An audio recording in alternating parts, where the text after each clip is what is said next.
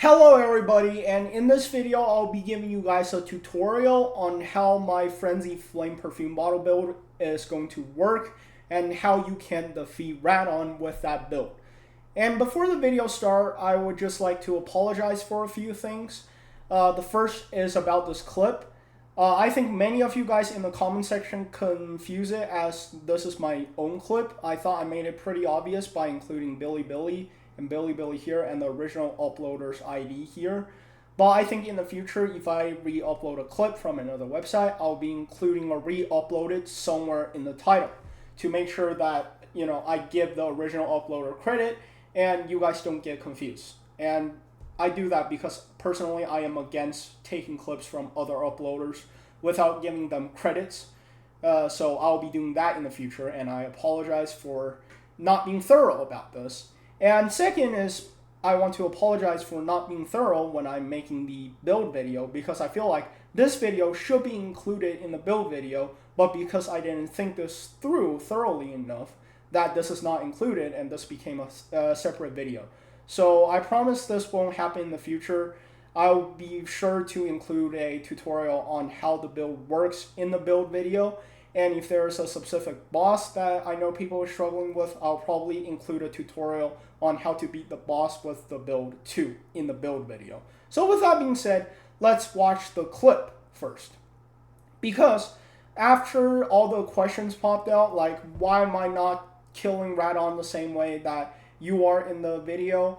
Why am I not dealing enough damage? I went and asked the original uploader, and he said, there's no way you can replicate the way that he killed the boss, because this boss is pretty RNG heavy, and I will explain around the middle of the clip.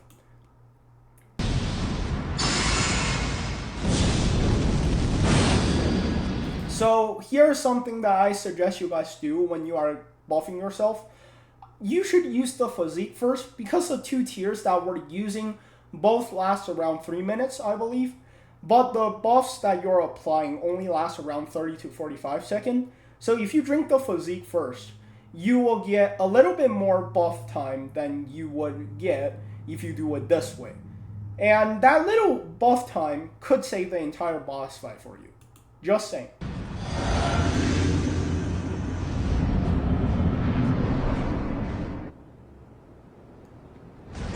Alright, responding to the question that someone asks, do I have to complete this boss fight by using the first intro cutscene? No, you don't have to do it on the first intro cutscene. You can do it on any intro, it doesn't really matter. I asked the original uploader, he literally can't give me an explanation other than he is just really lucky. And the reason that he is doing this right now, which is just using the Ash of War, is to get the boss to do the gravity thrust move. That way the boss will come over very quickly, which will be just in time to take all the damage from his second move. Look at that.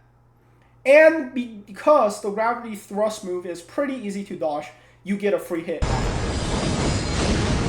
And the reason that you get a free hit is because the gravity thrust move have a very large gap between that move and the next move, so free attack. Alright, according to the original uploader, here's where the biggest RNG come in. At this point, you are gambling on the chance that Radahn wouldn't immediately use the floating in the air AoE move, which he got very lucky and that did not happen. Instead of the AoE move, Radahn used the light speed slash or the duplication slash, whatever you like to call that move, which gave him enough time to do one cast before he was knocked over, and that took a lot of health away from Radahn, because I think because he is keep moving, that way he took every single possible hit from the Ash of War. At least I think that's what happened. The mechanic of this is still pretty unclear on how the Ash of War works, so we can only speculate. And here, he positioned perfectly from this attack, so he got another hit in, and boom, staggered. And at this point, the fight is over. Boom, full finish. So, pretty much from the response of the original uploader, this is the best situation you can get in. There's probably no luckier situation in this boss fight that you can get in other than this. So, with a more realistic example will be my clip that I did yesterday in my stream. Okay, before I play the clip, favorite live chat from yesterday is show me your broken perfume bottle build, or show us your perfume bottle build, or something. That one's my favorite. Soon enough, I will be known as the perfume bottle build guy.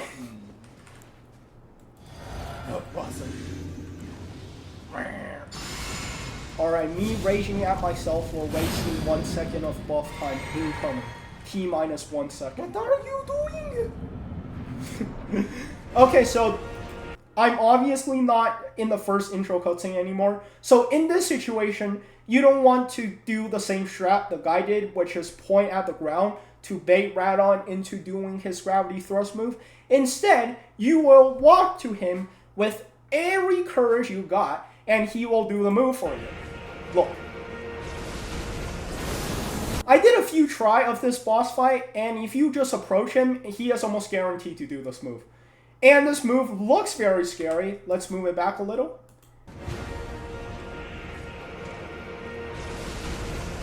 Like, oh, it looks so scary. It's gonna be so hard to dodge, right? No. Similar to like Godfrey's stomping ground attack. Dodge inward, easy. And similar to Godfrey's like axe slash attack, just dodge inward, easy dodge. And after that, this move connecting to the next move probably have the largest gap in between the two moves of this boss's moveset. So, free attack. Though I wasn't as lucky as the original uploader and got hit. But I wore the black gold knight armor, which give me like currently 82 points, and if you include the helmet, will give you 96 points. So I managed to not get knocked over, but just take a little damage. And pretty much first phase, we traded 30% of our health for 20% of Radhahn's health. And I just want to remind you guys, in my opinion, poise is pretty important for this boss fight because you're trying to cast the Ash of War as often as possible.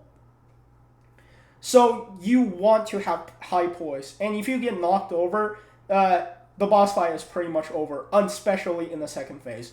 And for this boss fight, I recommend you guys to get a Holy Damage Negation Talisman. Because in the second phase, every attack is pretty much Holy Damage.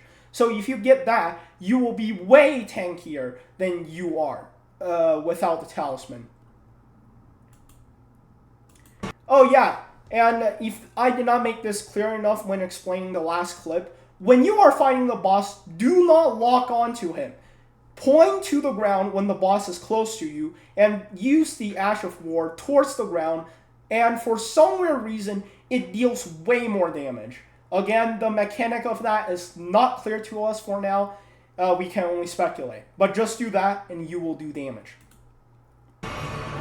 And here I got beyond unlucky, and he immediately started the AoE move.